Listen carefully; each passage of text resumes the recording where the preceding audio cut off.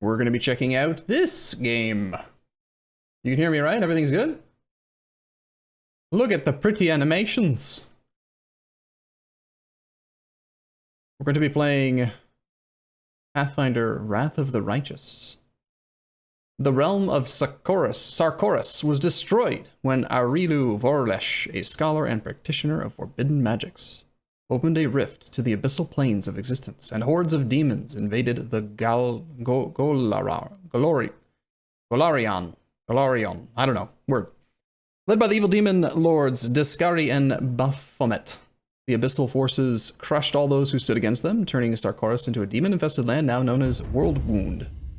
Join the crusade against the demonic invasion and rise as a new hero wielding unimaginable powers in this classic CRPG. So, this is... I'm going to just say words, and I hope that they're correct. If they're not, I'm also hoping my moderators will correct me. But basically, this is like a sequel to Pathfinder Kingdom Maker. It's like, picture, if you're coming from Paradox titles, it's like going CK2 to CK3, or EU3 to EU4. It's basically the same engine. It's a new story. It's new features, new updates, cool stuff. So we've got some new features, mythic paths. We can take part in grand adventures and fight no ordinary opponents, but formidable demons, extraordinary enemies. Call for an extraordinary hero, choose your path, and come to embody an angel or demon, a merciless lich or a wily trickster, superhero, a Zata or lawful incarnate, an Aeon. Each path will allow you to improve your hero in unique ways, adding new layers to character development. So yeah, angels, liches, Aeons. For some reason, the word Aeon makes me think of the Brandon Sanderson series. It's not the word Aeon, it's like a Seon. Seon, right? The glowing orb thing. But anyway, a Zata, demon, gold dragon. Ooh, dragons, I like dragons. Legend, swarm that walks. Ooh, we can become beetles. Trickster. Also, Crusade Commander. Thank you for your subs, by the way. Donluk, Wamu, Cannon Fodder, welcome back, guys. Appreciate your support. We want you to feel the scale of the conflict in Wrath of the Righteous with the Crusade system, a new strategic layer of gameplay built specifically for this adventure. At a certain point in the game, you will be granted command of the Fifth Crusade, a grand push against the demons. From that point on, you venture forth not only with your party, but by recruiting troops and their leaders. Gradually, you will build up armies of thousands and march across the World Wound to seize back the territories and their treasures from the enemy. So this is a system heavily inspired by Heroes of Might and Magic. You may recall that game before. It also kind of makes me think of a game like King's Bounty, where like you have your hero and they have skills that affect the battle, but it's mostly they aren't the soldiers that are fighting. You like, move them around on a square grid or a hex grid, and you kind of control the strategy, but not necessarily are like throwing the actual punches. If that makes sense. Make your crusade a truly mythic adventure. Your path will open up new opportunities. Do you call angels to your aid, or do you form both your fallen soldiers and enemies into an undead horde? I think we all know the answer to that question. So, one thing I'm excited about is that because it is a successor to Pathfinder Kingdom Maker, the game is extremely familiar to me already, right? Like the layout, it's shockingly similar. So that's good, I think. That being said, there is no modding support yet, so I did get kind of used to having some mods. Hopefully the stuff that I liked that I had modded is actually part of this update. So I have done some preliminary audio balance, but really I've only messed with the music levels. And I think that Kingdom Maker had an issue with the loading screen and main screen audio being much louder than in-game, so we'll probably have to do a little bit of tweaking here. And then spend about 7 to 20 hours creating our first character. And then we'll go from there. Sound good? Sounds good. Let's go. New game. We as developers are always striving to improve our work. To do this, we need information from you. All right, so I might as well mention, by the way, that this game is scheduled. It's made by Owlcat Games. Scheduled for release, I think, in June of this year, 2021. It is, however, currently in open beta.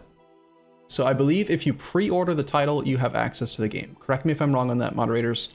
I think that it's generally available. It's not just streamers and content creators that are getting early access. Is that correct? So if you wanted to play this game, I think you can. Oh hey, it's Hedwig and Melaku. I know these guys. But we're gonna create our own character. Should we make a new Standy McKnow things, or should we try to do something completely new? I lean towards something completely new. Should we just, what should we do, chat? Should we just try to remake our character from Kingdom Maker, or should we just, I mean, like, I got the same Standy McKnow things face and everything. Would you say that you need to finish Kingdom Maker first or Kingmaker first? I don't really want to is the problem. So the issue with Kingmaker is was it Kingmaker or Kingdom Maker? I didn't like how the kingdom management felt. It felt like a completely different game. It was like playing EU4 and then being told, here, play some Minesweeper. Like, it just is such a radical deviation from what we had done so far. This sounds much more appealing to me. I liked Might and Magic. I liked King's Bounty, and I like games like that where you like have a tactical overworld that you're moving around, and the kingdom management part felt like a weird Sim City thing happening inside a RPG. It didn't feel good to me. But I lost a lot of interest. New character. All right, let's do new character. Are we going to be good or evil? Let's decide on that first. That way we can choose the avatar that has the correct facial expression. So what's the scale again? There's lawful neutral, lawful evil, lawful good. And then there's like evil. It's like, there's like 9 options, right? 10, I think, if you count the center. Generally, I don't like playing like a goody two-shoes in games like this, because it just feels like you don't have any actual choice in the matter. Turns into like watching a movie instead of playing the game. I also don't like playing pure evil, because it's the same thing. Tartuccio. So I lean toward like a neutral... Chaotic neutral, I think isn't that basically, I'm like revisiting my exact same thoughts from the last campaign. I like chaotic neutral because you're not necessarily evil, you're not necessarily good. You don't necessarily care about what law says. You're out for yourself. That's kind of, is that chaotic neutral, or is that neutral something else? Chaotic neutral. Okay. So who looks the most chaotic neutrally? Shall we play a female or a male? Who do we want to listen to all day today? Some dude or some girl? I'm not usually the type of person that plays the opposite gender. I usually make male characters in games like this. I know some people like to role play, for some reason, the opposite gender, and that's fine, but I don't usually do that. Is there any way that you can upload new avatars already in a mod, or in a early access game like this? This doesn't feel like very many choices. This guy looks funny to me. I feel like his name should be Sam. He's just like a dude with a staff. Sam. This guy makes me think of Joffrey. This guy looks like he'd be chaotic. But what's this like magical whip thing he's got? Is that like, is he supposed to be a caster? He's got a crossbow and some bolts and a book and a dagger. What is he? He's like a crazy person. Does way too much stuff. This is like a dwarf. Yep. That's probably a woman. That looks like a dwarven woman or elvish or like a gnomish woman or something. That's a super righteous stick up his butt paladin. Can't play him. This looks like a orcish half-orc rogue type thing. This guy looks sort of demigod-esque. He looks like he would be all out for himself. He's too good for this world. No one can tell him what to do. That seems the most up our alley so far. So we gotta like, there should be a filter for this, by the way. Like, again, I have no like restrictions on what I can or can't say about the game. I'm trying to, keep in mind this is early access. It's not even released for another 5 months or 4 months, but just providing feedback where I can.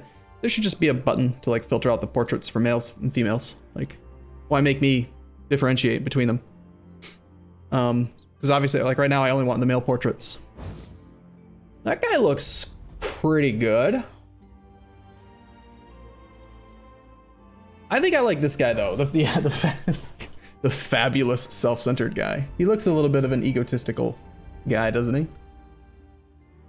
All right, let's go with this guy. Let's go with that. We're gonna choose that. So we got that. Next, class. Okay.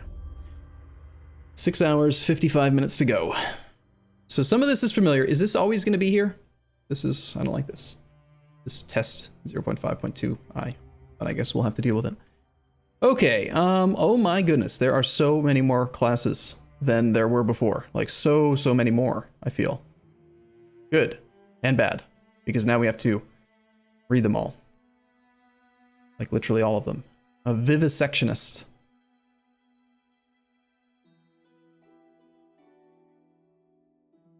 Wait.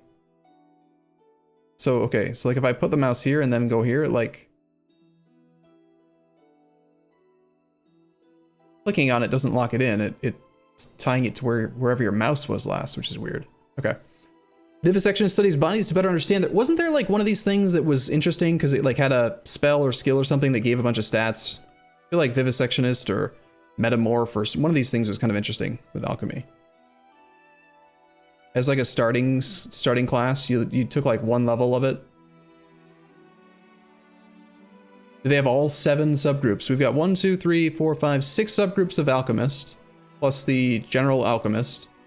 Arcanists, we've got 4. Barbarians have 5. Bards have 6. Bloodragers have 5. Cavalier. While many warriors strive to perfect their art, spending all of their time honing their skills at martial arms, others spend it as much effort dedicating themselves to a cause. These warriors, known as cavaliers, swear themselves to a purpose, serving it above all else. They are skilled at fighting from horseback, and are often found charging across a battlefield, with the symbol of their order trailing on a long, fluttering banner. That does not sound like Snooty McTootface. Cav is broken? Mounts don't work right? We're gonna turn this into a Cav is bad video? Cleric. Druid. Alright, so Cleric, look at this. There's so many subclasses. And they're available like right at the start. And that's not even considering the ones that require you to have a number of levels in specific classes to unlock. Like you've got 4 types of wizard, you've got 4 types of witch, you've got 6 types of war priest, 5 types of sorcerer. I mean, there's just every class has subtypes. That's crazy. What is a Bloodrager? Bloodrager. Many ferocious combatants can tap into a deep reservoir of buried rage. Bloodragers have an intrinsic power that seethes within. Like sorcerers, Bloodragers' veins surge with arcane power. While sorcerers use this power for spellcasting, Bloodragers enter an altered state in which their bloodline becomes manifest, where the echoes of their strange ancestry lash out with devastating power. In these states, Bloodragers can cast some arcane spells instinctively. Bloodragers' magic is as fast, violent, and seemingly unstoppable as their physical prowess. Oh, so just all good, no bad? That sounds nice. Fast movement. Each Bloodrager has a source of magic somewhere in his heritage that empowers his Bloodrages, bonus feats, and bonus spells. Okay, I feel like almost like we should just like roll a die. Let's do that. We're playing a Dungeons and Dragons type game. Let's count the number of basic classes. I'm gonna roll a d20 or whatever it is, and we're just gonna pick that way, because otherwise I'm gonna spend like I was joking about spending 7 hours creating our first character, but let's be honest, it could happen. So let's count. We got 1, 2, 3, 4, 5, 6, 7, 8, 9, 10, 11, 12, 13, 14. We're at Oracle. 15, 16, 17, 18, 19, 20, 21, 22, 23, 24, 25. There are 25 main classes. And we're going to choose that one. We are going with option number 5. Easy choice. 1, 2, 3, 4, 5. We are a Bloodrager. Okay. There should just be, you know, just feedback for the developers. There should be a random button on this screen too. That'd be a great feature, actually. It'd be pretty, a pretty good way to encourage people to have some replayability. Because you do get kind of locked into your favorite archetypes and classes and stuff. Okay, so Bloodrager, 1, 2, 3, 4, 5. There are 5 subcategories of Bloodrager. We could do the same thing, roll a d5 now. Or we could, let's read about all of these. At least we've gotten 1 layer deep out of the 25 starting choices. So let's read about all of this. I'm gonna take my time, no rush. I got all day. All right, so we did read this already. This is the one we actually just read. The ferocious combatants tap in a deep reservoir. Okay, so of these Blood Ragers, we have Blood Riders. In the world's wild lands, a mount is an advantage in both everyday life and the dealing of death. In many barbarian tribes, the true stature of a warrior is determined by his skill and ferocity on horseback. Other tribes measure it in skill atop whatever terrible mounts their people employ. A number of Blood Ragers are not only skilled in the art of mounted combat, but have learned to channel their arcane energies directly into their mount. Horse magic. Fancy. This makes me think of Brandon Sanderson's series called Stormlight Archive with the shard horses. What are they called? Rashadium. Makes me think of Rashadium horses. So Green Rager. Typically, nature finds... This sounds like Druid, probably. Nature finds its greatest harmony with divine magic, but sometimes a connection with the natural world manifests... There's a missing S. Sometimes a connection with the natural world manifests itself through the arcane current in the veins of Blood Ragers called Green Ragers. These Blood Ragers funnel their eldritch heritage into abilities that allow them to call powerful allies from nature and empower them with their Blood Rage. So we can summon mosquitoes or animals of some sort. Cool. Primalist. While Blood Rage powers come from the very essence of a Blood Rager's being and are often strict and immutable, some Blood Ragers tap into ancient traditions and primitive wisdom to enhance their rages with something more primal. The Primalist mixes his bloodline with more traditional rage powers. So this sounds like a barbarian Blood Rager. Does that sound maybe about right? Traditional rage powers? That makes me think of barbarians. Yeah. Spell Eater. While where other Blood Ragers learn to avoid or shrug off minor damage of all sorts, Spell Eaters tap into the power of their bloodline in order to heal damage as it comes, and can even cannibalize their own magical energy to heal more damage and continue taking the fight to the enemy. Okay, so he looks like a vampire. That is rather appealing. He looks like this prissy, like uptight vampire who wants to, yeah, I mean, that's pretty fitting, man. Okay, Steel Blood. Most Blood Ragers prefer light armor, like barbarians, but some learn the secret of using heavy armors. These Steel Bloods plod around the battlefield, inspiring fear and delivering carnage from within a steel shell. Okay, so those are the 5 subcategories of Blood Rager. We've already decided we are doing Blood Rager. So we have basically mounted Blood Rager, Druid Blood Rager, Barbarian Blood Rager, Vampire Spell Eater, like anti-mage Blood Rager, or Heavy Armor Blood Rager. Those are the options. To me, I agree, it's no contest, but I feel like I said we would maybe consider a poll, so maybe we will. But first, I want to look at how choosing these things affects over here.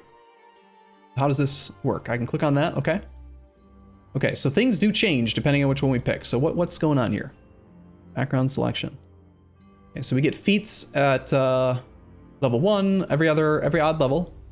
That up top part doesn't change. Blood Rider. It's a Bloodline BBS. Bloodline, what does BBS stand for?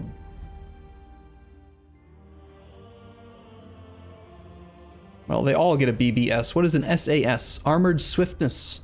At 2nd level, a Steel Blood moves faster in medium and heavy armor. All right.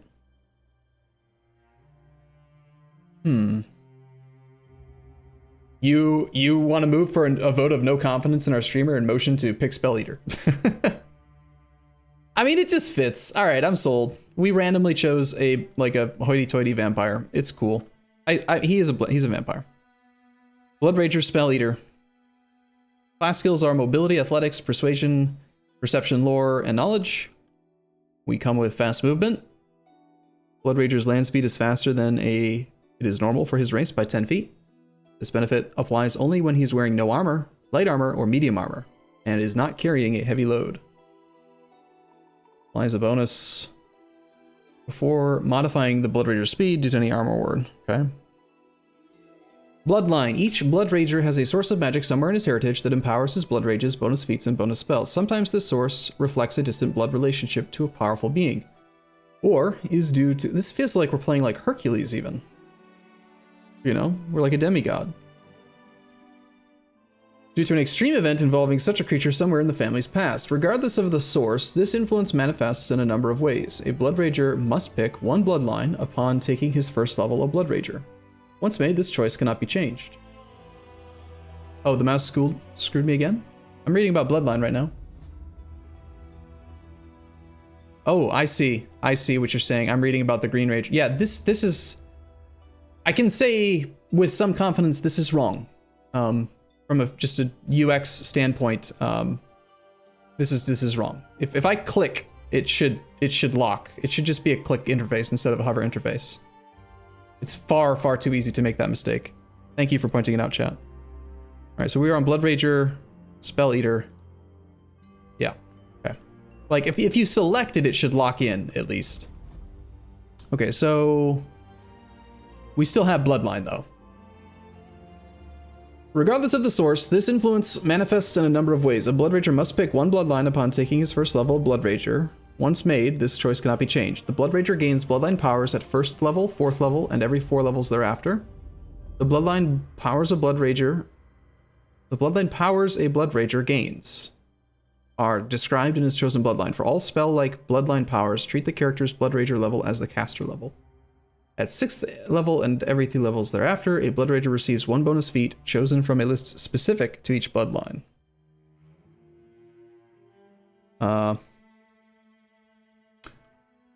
If the Bloodrager takes levels in another class that grants a bloodline, the bloodlines must be of the same type. Okay. Blood Rage.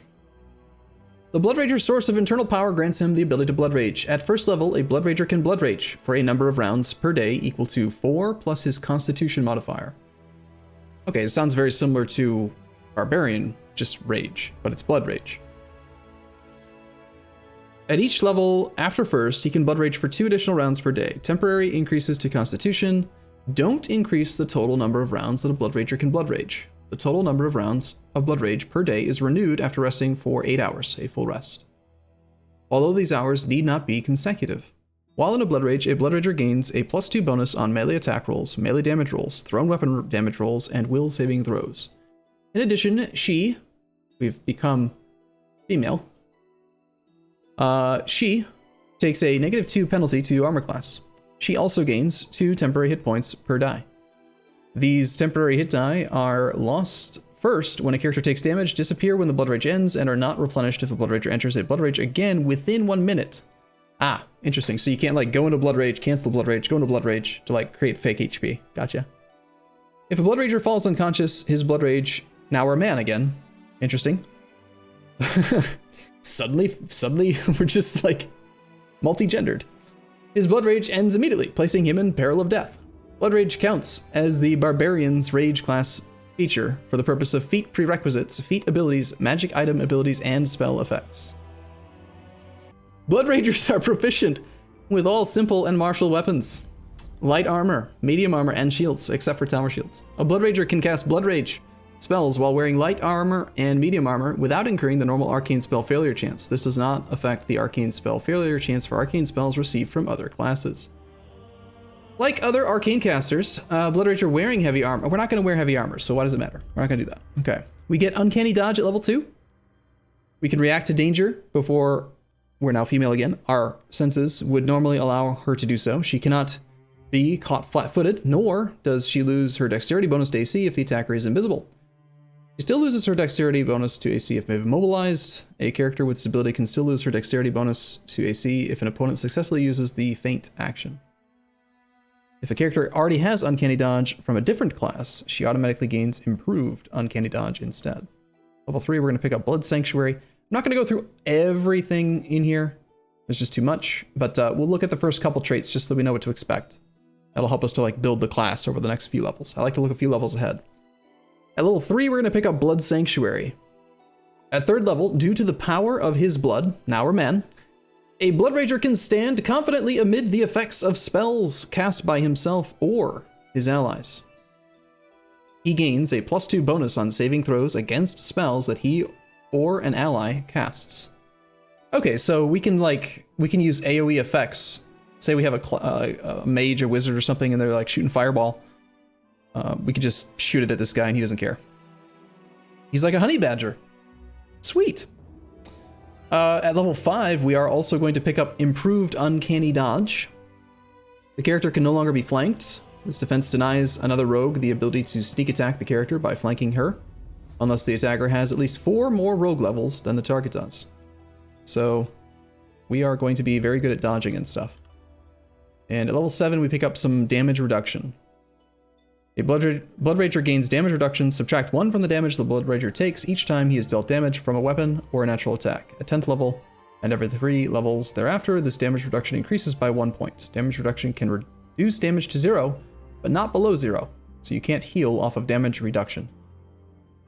I mean, duh. It's damage reduction.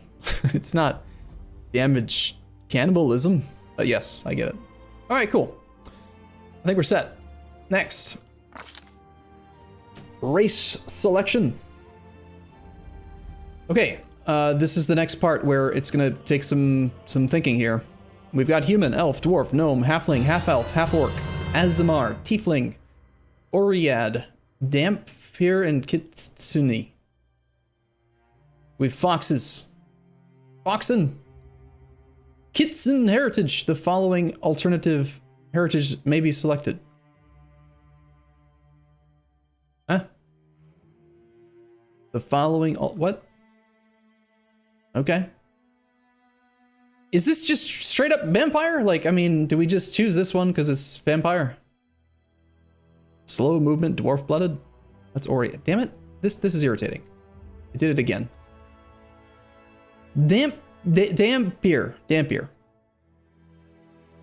The half-living children of vampires birthed by human females. How do you say this word? Dhampirs? It's like vampire, right? Dhampir. Dhampire.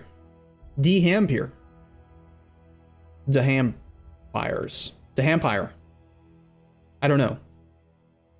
They are progenies of both horror and tragedy. The circumstances of a Dhampire. I can't do it. I'll just keep on. I can't even. I think we should choose something else because I just can't pronounce it. Okay, those who do often abandon their monstrous children and refuse to speak of the matter. While some speculate that this results when mortal women couple with vampires, others claim that they form when a pregnant woman suffers a vampire bite. Some particularly zealous scholars even contest their status as a unique race, instead viewing them as humans suffering from an unholy affliction. Indeed, the hypothesis is strengthened by their seeming inability to reproduce. What do they get, though? Negative energy affinity. Though a living creature, they react to positive and negative energy as if they were undead. They have resist level drain and undead resistance. You know, I don't want to make Edward Cullen. And I feel like we're going far too close to that. Like, no, I'm not playing. No.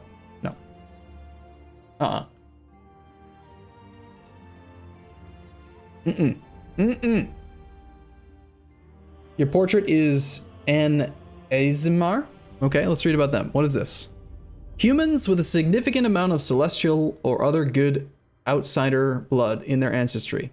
That seems befitting of a Bloodrager.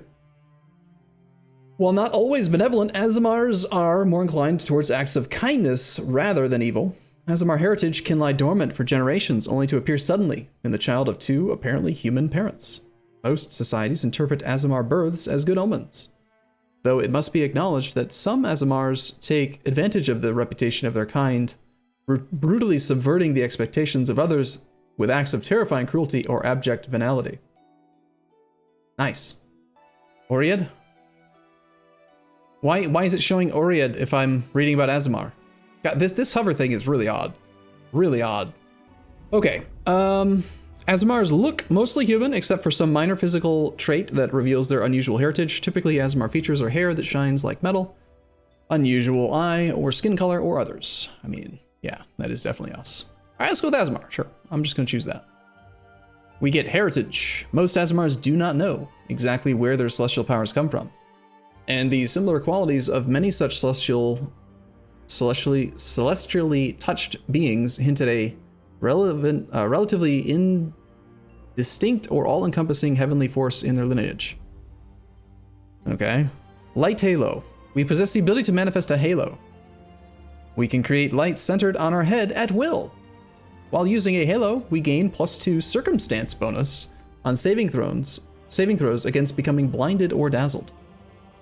And we have celestial resistance. Acid resistance 5, cold resistance 5, and electricity resistance 5.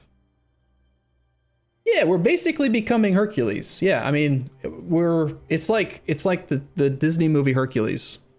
We're sort of like a demigod. We're Hercules. I like it.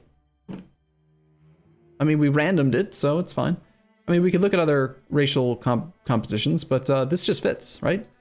Also, it's weird that we're like dark-skinned here and white-skinned here, but, you know, let's roll with it. It's fine. Choose our heritage, Aasimar. Aasimars of uncertain heritage have +2 racial bonus to wisdom and charisma. Refresh my memory. The Bloodrager thing was tied to Constitution, I think. Right? We get 4 rounds per day plus Constitution modifier. So if possible, we would like to get a heritage that boosts Constitution. So this is +2 racial bonus to wisdom and charisma, +2 racial bonus to persuasion when used for diplomacy, and perception checks can use the Searing Light spell. Angelkin are mortal paragons of exceptional beauty. That sounds like us. And they serve as exemplars of good and light. Oh god, I don't want to be a goody two-shoes though. Angel-blooded Aasimars have a +2 racial bonus to strength and charisma. Emberkin, Perry-blooded, masters of fire magic, and Emberkin feel the dual pull of their Perry, forebear, as well as that of a fallen angel further down their ancestry, and wrestle with their urges to do both good and evil. That sounds very, very appealing and very much like us. I like the idea of playing a conflicted character. Perry-blooded Aasimars have a +2 racial bonus to intelligence and charisma, and a +2 racial bonus on lore and knowledge. And they can use the Burning Arc spell once per day. Idilkin, Agathian-blooded, possess bestial aspects and calm dispositions, and often act as peaceful intermediaries between lawful and chaotic agents. Agathian-blooded Aasimars have a +2 racial bonus to Constitution, more rounds of blood rage. So this is where I get torn, right? Every time I play a game like this, I always do this. I go into the game thinking, oh, I'm gonna make this really fun character with this like really interesting personality, like background, and I'm gonna roleplay him in a way that makes sense, and I'm gonna pick the right portrait, and it's gonna be great. And then I invariably get sucked into the numbers, and it's like, even though I liked the way that Emberkin sounds, I see +2 to Constitution, and I must have it. Right? Like, I want to stack the modifiers, you know? Then again, I don't really know how significant is it. If I understand it correctly, right now, if we were a Agathian-blooded Bloodrager, we would have an extra +2 bonus to our Constitution, which should increase our Constitution modifier by 1, like, no matter what, I think. Assuming the math is the same as it was in Kingmaker. So, it's 1 more round of Blood Rage per day. Is that significant? It seems like it should be, but maybe it's not. Lawbringers are champions of justice and doling out punishment to the wicked. Ooh, Paladin. No. Muse touched. Hey, it's a bard. They have a +2 racial bonus to dexterity and charisma. +2 racial bonus to persuasion and mobility checks, and can use the glitter dust spell. I feel like this should be clickable. I don't know. I've never played Pathfinder in a sit-down setting. I don't have enough knowledge of the game to know offhand what this means. What is glitter dust? And If I'm sitting down for the very first time and trying to figure out how to create a character, this should be like a hyperlink. I should be able to click on it and see what this is. What is a glitter dust spell? I'm not asking you, chat, to answer the question. I'm just saying, as a UX perspective, like, I don't see why they couldn't just add in a hyperlink there. Plumkith, Garuda blooded. Their shimmering avian features make Plumkith instantly recognizable. Though they can act rashly, Plumkith never shirk their duty after making a commitment. Okay, so we're like Eddard Stark, honorable. I don't mind being Eddard Stark. I don't want to be, what's a great example of a character like, you know, goody-goody two-shoes paladin that can do no wrong and just, oh, you're evil. Stop it. It's bad. Lawful good. Like, lawful boring is like the term that comes to mind. Brienne of Tarth, exactly. Yeah, like, I don't want to do that. But Eddard Stark is a better character. He is good. He commits, but he still chooses. Garuda-blooded Azamars have a +2 racial bonus to dexterity and wisdom, +2 racial bonus on mobility and athletics checks, and can use the invisibility spell once per day. Again, I don't know what this, I mean, it's obvious what this spell is, but it'd be nice to be able to click it to see what it is. So I kind of like Emberkin. No, it was Angelkin, actually. I liked the strength and charisma. +2 racial bonus on lore and use magic device checks. Can use restoration spell. Really, I've got to think about this. Like, how are we going to build this character? He's a Bloodrager. He's going to Blood Rage, which means he's going to have bonus temporary hit points. He's able to like consume and like eat magic. So I feel like he's going to be a melee character for sure, which means that we value things like strength or dexterity depending on our weapon choice. We value constitution for health and for resistance to whatever it's called, right? Like, we don't want to get incapacitated in battle. I feel like we're building a barbarian that is just also, it's like we're building the anti-mage in Dota. You know what I mean?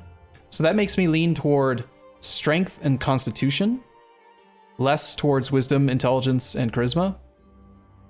So which one gives those? This is strength charisma, this is intelligence charisma, this is constitution charisma. Do we just always get, okay, wait, wisdom charisma, strength charisma, intelligence charisma, constitution charisma? Do we always get charisma?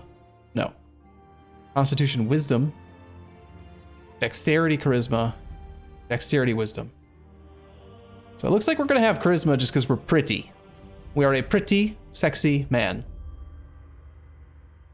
So then let's just say that we go with one of the ones that gives charisma, and then we're choosing between either constitution, intelligence, strength, or wisdom, and that makes me think we should go with the strength, which makes me lean towards Angelkin. So we get strength charisma, we have access to lesser restoration, we can heal people with a smile, we're just so sexy. Once per day we can smile at a young lass and heal their wounds. Sold! Moving on. Angelkin is a do-gooder? Oh. They serve as exemplars of good and light regardless. Oh. Roleplay. Well, I mean, we don't have to roleplay. Lesser Restoration is not a heal? Oh, you're right. Lesser Restoration is that's the one that like removes debuffs if you have a negative strength effect or something.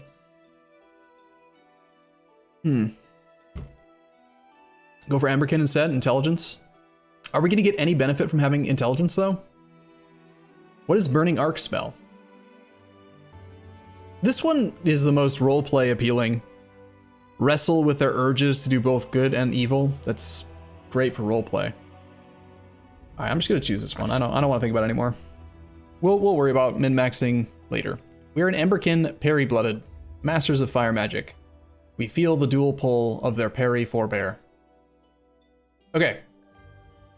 So far, these are the numbers we've got. We have a racial bonus of +2 to intelligence and charisma. We have currently 25 points to allocate.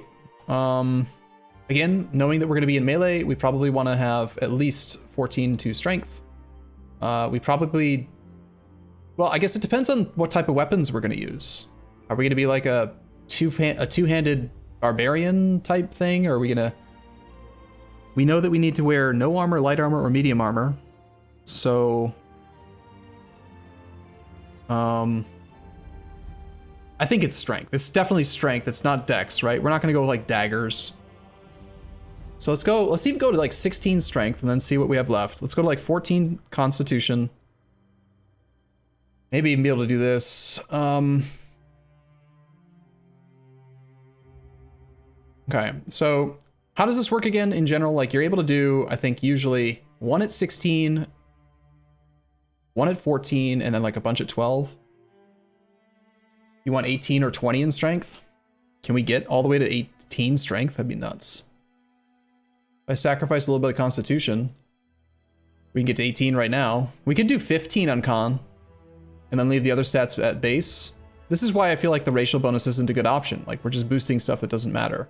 Imagine if we went with the Angelkin, then we could just already be at 20, you know? Hot damn. So, but the thing is, if we put one of them at 15, I don't remember what level it is that we get our first skill point or first like extra ability point, but it's pretty early in the game, like level 2 or 3 or 4 or something, where you can take a skill, take an ability point to the next break point. 15 is no different than 14. Well, I'm explaining that though. 15 is no different than 14 right now, but very early in the game, you get an ability point boost, which then takes you to the next thing. So it is relevant to put 1 to 15 or 13 or whatever. If you mouse over the green thumbs, does it give you more info about class bonuses? It's just a recommended feature. It doesn't say why. It's just a thumbs up. It's recommending it. So yeah, we are going to cast spells, I guess. So I guess maybe modify R. Nice. Does anyone else see that? No, I think we need charisma. I just want to go back to this thing, see if I can find one that fits better. I just feel like the racial bonuses are not lining up at all. Racial bonus to Constitution and Charisma sounds way better to me. In a peaceful intermediary between lawful and chaotic agents can cast the spell Summon Nature's Ally 3. Summon Nature's Ally 3 sounds like it'd be really strong at low levels. That's a high level spell, isn't it?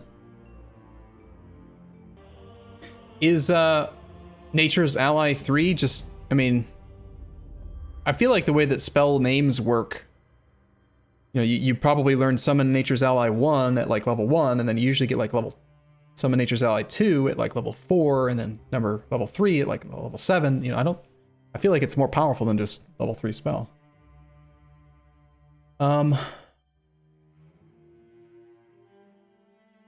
The roleplay part of me wants to stay Emberkin. The min-max part of me wants to take the bonus to Constitution and Charisma.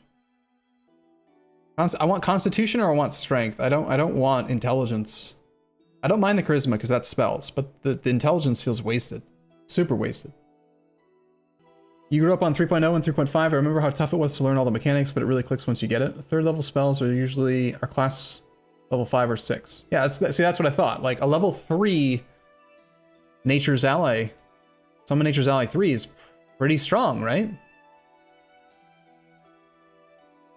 Roleplay an angel dude that's a little different.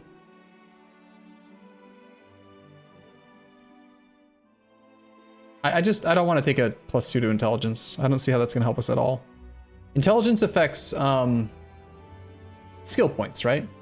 So we get +1 skill per level. Angelkin seems more min-max. True. All right, you know what? Why not? Let's just have a 20 strength care. Let's just have a +5 modify R to our attack rolls and damage rolls and whatever. That just sounds kind of busted as hell. Fine, moving on. Let's play. We have +5 bonus to +6 to combat maneuver, 16 combat maneuver defense. We have a +1 base attack bonus. I don't know what this means. I forget. +5 to athletics. Yeah, sure, next. Moving on. There are unspent. Oh, I have an ability point unspent. Shit, where do I put it? I mean, early on, we may end up getting an item that lets us boost charisma, so maybe we put this to 13. Maybe we can hit the 14 breakpoint. Or maybe instead, I could scale this one back and we can go to 14 right now. Maybe we go like this instead. Spells rather than Constitution. But Constitution affects our rounds of Blood Rage. Do you need Int and Wisdom? I guess that is an option. Instead, we could do it like this, and then we could sacrifice some Intelligence and Wisdom. What do we lose? It's going to penalize our skills. In Knowledge. Intelligence determines how well a character learns and reasons.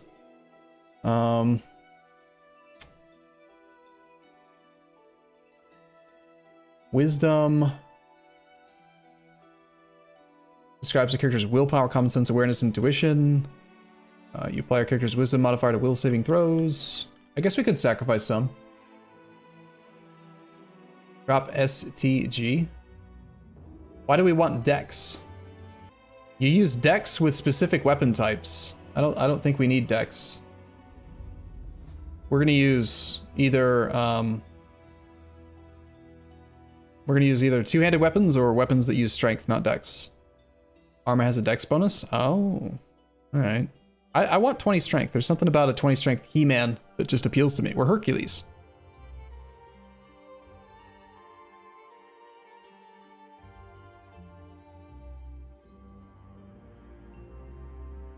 I think I'm gonna put two of them to 15 just because I know there are going to be items in the game. And as soon as we find anything that boosts Constitution, getting it to 16 and 16 just seems pretty easy to do.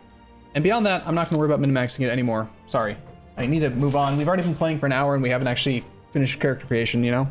We gotta, I joked at the beginning of the stream about how we'd spend 7 hours on this. We're like halfway through. We gotta move, chat. We gotta go. No points in con. It's a dump stat.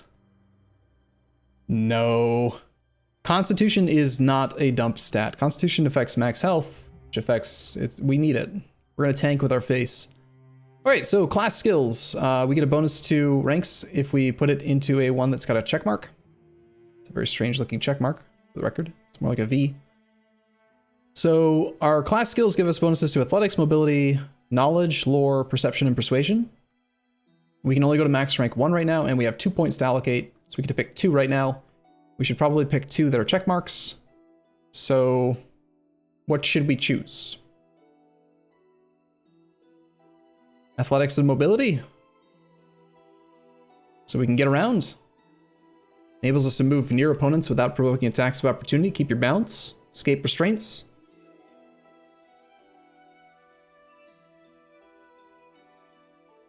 Persuasion? You want to be persuasive? If we're being persuasive, we're being less good at something else, though. Do you get more party members later? You do, yeah. All right, let's read about athletics. Athletics. This skill represents a character's physical ability in such things as leaping, scaling walls, and swimming. Your character's athletics skill enables you to catch objects, climb obstacles, jump, and so on. Mobility represents a character's talent for balance and coordination, including aerial maneuvers, gymnastics, and tumbling.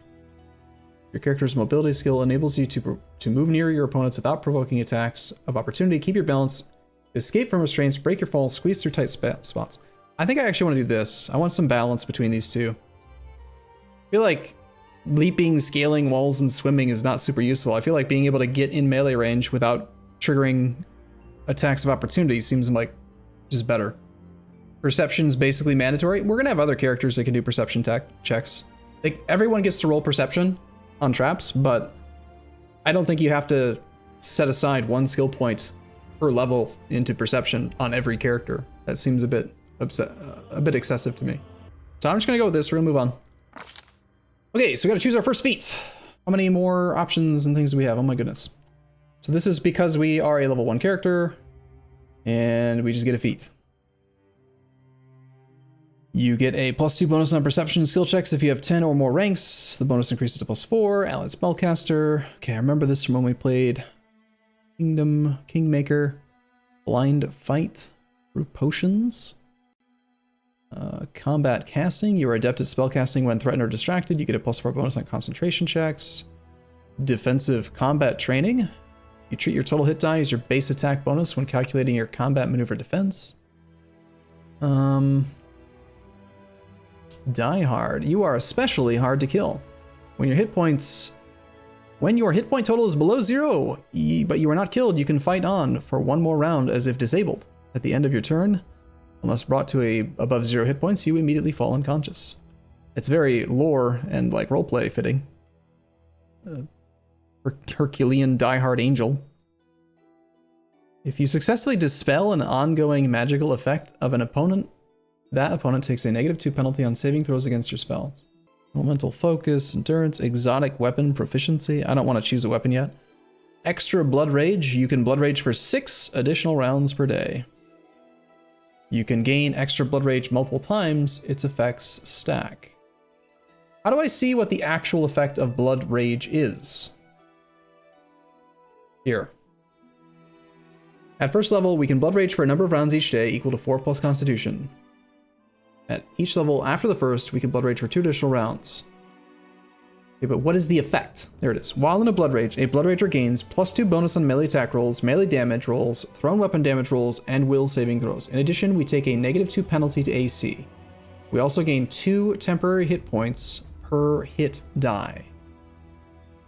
Refresh my memory, a hit die is going to be this number, I think? 2? Level. Oh, level. Why not just say level then? Okay, so say we're out fighting and we're level 1, we're going to get +2 temporary hit points. I think I had this exact same confusion last time about hit die. Hit die is a weird term for me. So 6 additional rounds per day. It's just 2 temporary hit points, but then we get +2 bonus to melee attack rolls, and I guess more importantly, the melee damage rolls. +2 raw damage is a lot. Improved initiative, unarmed strike, intimidating prowess. Your physical might is intimidating. Add your strength modifier to persuasion skill when used to intimidate, in addition to your charisma modifier. We can use an extra +5 on intimidation checks. We could have +7 to intimidation. We could bully people into doing things. That seems funny and awesome. Because again, we're hopefully going to pick up an item or something, or some buff that lets us get to 16 charisma, which is going to give us a +3. So we can have +8 to intimidation checks. I don't care what any of the other options are. I'm taking this. This is just too good. It's too funny. Background selection. Craftsman. Oh god, there's so many options. Okay. Farmhand adds athletics and lore to the list of her class skills. She also becomes proficient with scythes and gets a +1 bonus on fortitude saving throws. So we're getting some very small bonuses to something specific. And we can add a skill to the list of our class skills. So I guess we should go back here, find one that's not a class skill, and maybe pick one of those. Could make sense. Or we could try to just, bump up one of them. We could try to bump up our persuasion. Like, logically, it makes sense to choose one that isn't already a class skill. That way we're getting the advantage of that, right? But Courtier adds persuasion and trickery to the list of her class skills. She also becomes proficient. It's already a class skill. Persuasion's already a class skill. See what I mean? How? None? I can have none. I can just choose to have no bonus for some reason. Who would do that? What is an oblate? Oblate. Acolyte adds persuasion and lore to the list. Can also use her wisdom instead of charisma while attempting persuasion checks. Healer adds nature and lore. Use intelligence. Martial adds mobility. Gains improved unarmed strike as a background feat. Wow, there's so many options. Aldori Swordsman. +1 bonus to damage with alchemist bombs. +2 on diplomacy skill checks. Is intimidation considered diplomacy, or is that different? It's a type of diplomacy. it's aggressive diplomacy, I would say. You won't be skill monkey? You mean that we're not going to be Standing McKnow things? What happened to the other options? They're gone now. They're just gone. Weird. Now they're back. Let's see what's under Street Urchin. Acrobat. Adds trickery and mobility. We become proficient with throwing axes. Adds trickery and persuasion. Become proficient with daggers, punching daggers, and darts. Pickpocket. Get a +2 bonus to initiative. Hey, free initiative. That's good. Hermit. Okay, refresh my memory, chat. Becomes proficient with clubs, great clubs, quarterstaffs, and darts. This just means we can use those weapons, right? Don't we already have innate proficiencies, though, from our class somewhere? Like, shouldn't we just be able to use basic weapons or something? Or is that not a thing? Like, being proficient with a short bow means you can use it without penalty. It doesn't give you, like, a bonus to it, right? Nomad Animal Companion gets +3 bonus to maximum hit points. No. Longbows, no. Bounty Hunter. That's stealth. I'm proficient with light armor. We're already proficient with light armor because of our class. Guard. No, no. I mean, to be honest, I just like the +2 to initiative so far. Select one cantrip from wizard list and get it as a spell-like ability at will. Wait, I can just have a spell?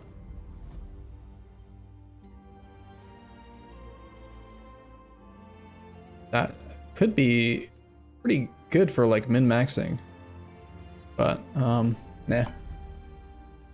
I don't care. I'm just gonna take the pickpocket for the +2 to initiative. Having initiative is always good, right? Acting first. If you kill something, they can't attack. They don't get to attack. They don't get to act. So, makes sense. Okay, Bloodline. Each Bloodrager has a source of magic somewhere in our heritage. We've already read this whole dialogue before, so we're not gonna read it all. But we have to now choose the actual Bloodline. This is probably a very significant decision for a Bloodrager. So, are we going to have a Abyssal Bloodline? Generations ago, a demon spread its filth into the essence of your mother. Well, it doesn't manifest in all of your kin. In those moments when you're blood raging, you embody its terrifying presence. The power of the abyss courses through your veins, causing horrific transformations during your blood rage. We get bonus feats: Cleave, Great Fortitude, Improved Bull Rush, Improved Sunder, Intimidating Prowess, Power Attack, Toughness. We get bonus spells at the 7th level: Ray of Enfeeblement, Bull Strength, Rage, Stone Skin. Arcane. While others of your kin may be powerful wizards and sorcerers, the eldritch nature of the blood coursing through your veins transforms you into a spell-breaking terror. When you blood rage, arcane power transforms you into an arcane juggernaut who can cut down even the most careful caster. Bonus feats: Combat Reflexes, Destructive, Improved Initiative, ooh, Initiative stacking, Iron Will, Power Attack, Combat Casting, and Arcane Strike. Earmark that one sounds great. Celestial. By way of celestial ancestor or divine intervention, the blood of angels fills your body with a holy potency, granting you a majestic visage and angelic powers when you enter your blood rage. Your bloodlight grants a number of resistances and changes your form to something angelic and terrible to behold when you blood rage. Bonus feats: Dodge, Improved Initiative, Iron Will, Mobility, Toughness, and Weapon Focus. So we already have resistances. I forget where they were, but we have there's 3 things that we already have +5 resistance to from something. It was a race. Azamar. We have celestial resistance. So we already have 5 to acid, 5 to cold, and 5 to electricity.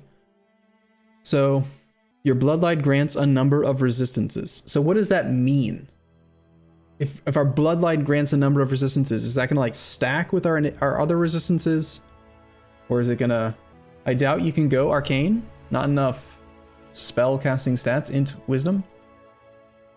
I mean, we're pretty stupid.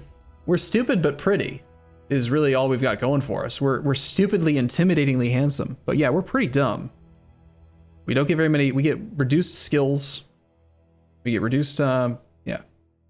But people are going to do what we tell them to, because we're gonna bully them into doing it. The tab on the right shows you Shows what you get. The tab on the right. This over here?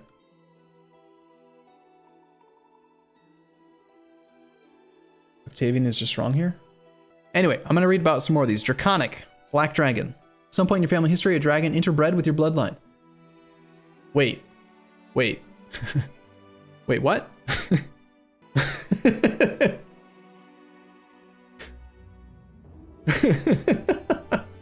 But dragons are like really big, aren't they?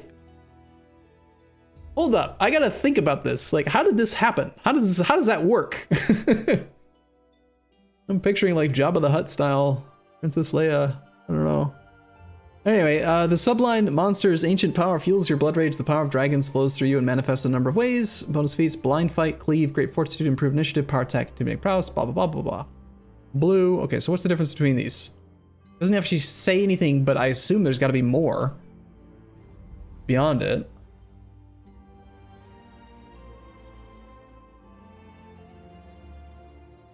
Wait. Okay, so when I hover over this, it's changing this, but it's not changing this. If I click it, some of them do change these. I guess we should pop that out and then click and see like what we're getting here. So like Arcane is going to get Blood of Life at level 2. Spell Eater's blood empowers him to slowly recover at 2nd level, while Blood Raging, a Spell Eater gains Fast Healing 1. What does that mean? Fast Healing 1. Well, whatever it is, we gain it. Neat. Blood Sanctuary. At 3rd level, due to the power of his blood, a Blood Rager can stand confidently amid the effects of spells cast by himself or allies. It's regeneration? Well, why not just say that? At 5th level, a Spell Eater can consume spell slots for an extra dose of healing. As a swift action, the Spell Eater can consume 1 unused Blood Rager spell slot to heal 1d8 damage for each level of the spell slot consumed. So cannibalism, right? Using your own spell slots for just heals. I don't want to do that. I want to eat other spells. I want people to cast spells at me, and I want me to like laugh at them for trying to do that. All right, if we choose one of the draconic bloodlines, we end up with Blood of Life, Blood Sanctuary, but then we get Draconic Resistance. At 4th level, you gain Resistance 5 against your energy type, and +1 natural armor bonus to AC. At 8th level, your energy resistance increases to 10, your natural armor bonus increases to 2, and at 16th level, your natural armor bonus increases to +4. So by the time you get to all the way to like level 20, you'd end up with 4 bonus to AC, 10 bonus to energy resistance. What's the energy type of a black dragon? How do we know what it is? Acid? How do you know that though? In the text? Where?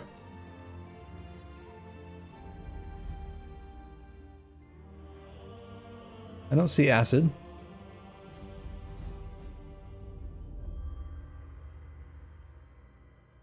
Green poison. I see resist energy. I see first column. I'm totally lost. Big red circle. It's just knowledge of dragon colors.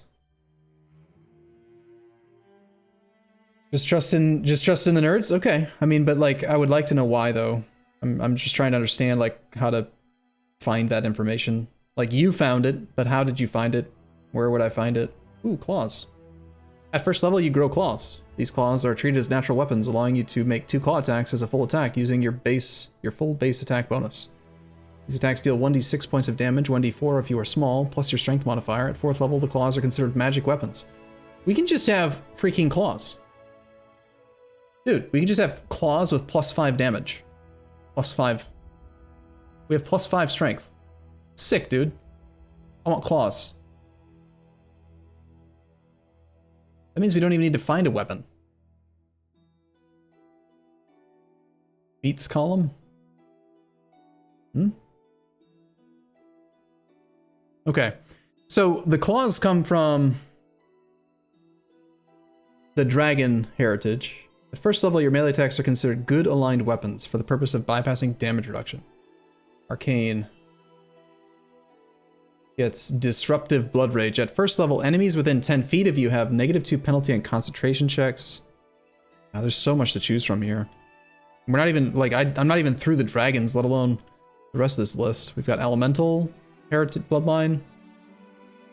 Elemental strikes. At first level, 3 times a day as a swift action. You can imbue your melee attacks with elemental energy. Bay. Confusing critical. Each time you confirm a critical hit, the target must succeed a will saving throw or be confused. I think we just choose a dragon. That just sounds fun. I want claws. I want claws. So which dragon do we choose? We got 1, 2, 3, 4, 5, 6, 7, 8, 9, 10. 10 dragons. They all have the same everything here. All that changes here is this. Oh, wait, this is the one that changes. Okay. At some point in your family's history, dragon entered with your bloodline. Now the sublime monster's ancient power fuels your blood rage.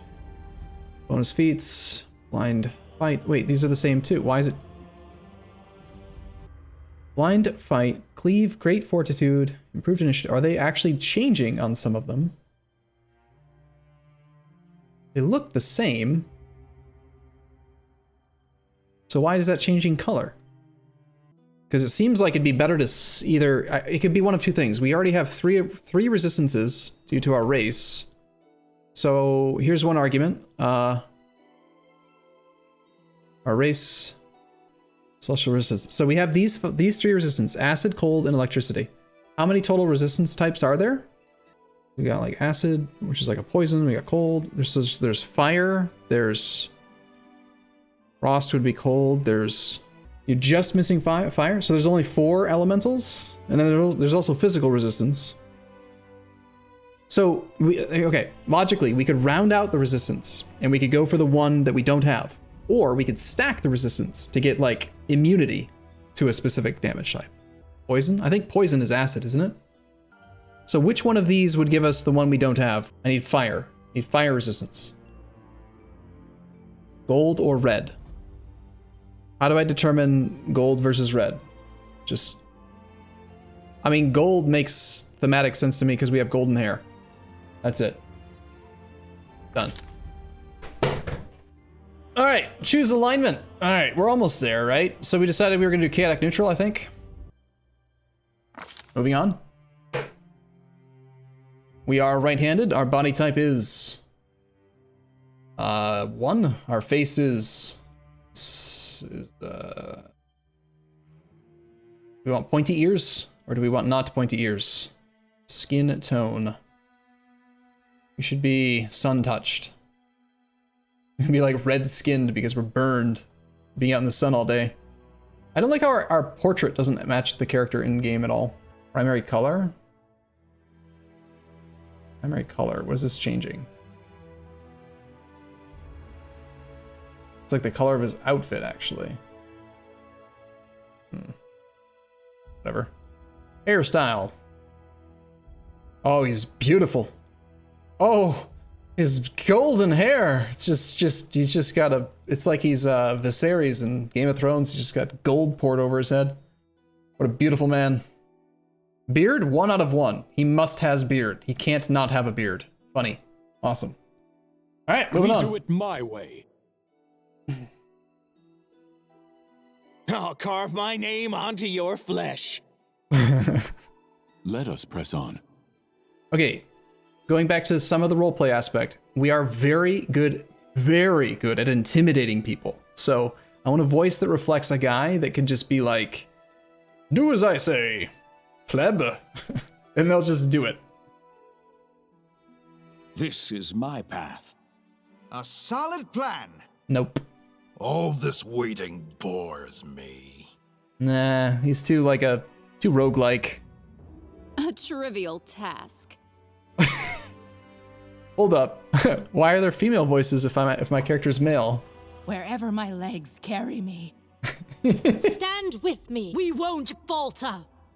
she's like, no, we're not gonna. But anyway, Someone else would make better use of this. My wound. The path is clear. All I see is blackness. Together we So many okay. thoughts. All right, hear me out. So little time. How about we go with Madman? Not because he's got that boisterous, loud, convincing voice, but because then instead we can perceive his ability to intimidate because people are terrified of how crazy he sounds. Clicking on it again doesn't replay the audio for some reason. You have to click off and then back on. Get it off me. So he's just gonna creep people out and make them do what they want. Yeah, the Joker effect. Exactly. Heath Ledger. All right, I think we're almost there. We just have to choose a name. So our previous character, the last time we played Pathfinder, was Standy McKnowthings. He was a master at knowing things. This guy is Stabby. No, he's got claws. He's gonna use dragon claws. So he's gonna be like Slicey Invince Face or something. No, it doesn't need to be that silly. Let's pick a real name. What are we gonna call him? How meme level do we want to go? You were gone for an hour and we're still creating a character? Well, considering I estimated 7 hours, we're making great time. Jimmy? I like Stan. We can click generate. Why ran? Kronweir. Brant. These are too difficult for me to pronounce. The thing is, like, I don't like to do this part of character creation. It doesn't appeal to me. If I were playing in single player right now, not streaming, I would just go like character. Like, I don't care. But I'm gonna be looking at the damn name for a long time, so I want to like pick a good name. All right, let's do this. We'll roleplay. Which character would you say from the series The Stormlight Archive by Brandon Sanderson? Which character in that entire series, all of the 4 books that have been released so far, 4 books, which character do you think we are the closest to representatively? Adolin has gold hair. Hoyd. Oh, Hoyd. Oh, that's perfect. We're Hoyd. Yeah, Hoyd. Good call. Because of the whole like unknown ancestry, right? The celestial intervention. That's perfect. Yeah, that's great, man. Makes a lot of sense. I mean, Hoyd, he wasn't shagged by a dragon in his lineage, but I mean, we don't know, I guess. But yeah, he's definitely got like a elemental / mythical thing going. So sure. Hoyd sounds great. Slice! Behead! Burn, slice, behead. Excellent. All right. Okay, guys, that's gonna do it. That's my stream for the day. I'll see you guys tomorrow, same time, same place. Hope you guys had fun. We'll see if we can make some progress tomorrow in actual gameplay. Just kidding, obviously.